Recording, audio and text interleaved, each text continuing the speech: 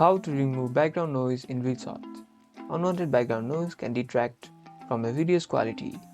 Reelshot offers tools to help reduce or remove distracting audio, ensuring your main message is clear. This guide shows you how you can clean up your sound. In your open Reelshot project, tap on the video clip on the timeline that contains the background noise that you want to remove. This will select the clip and bring up its editing options. Look for an audio tool icon, a volume icon, or a specific noise reduction feature in the editing toolbar. Tap on this icon to open the audio controls. If Reelshot has a dedicated noise reduction feature, toggle it on or adjust its intensity slider. If not, you might need to reduce the overall volume of the clip using the volume slider, just like this, while listening carefully to balance background noise with desired audio. Tap down or apply to confirm.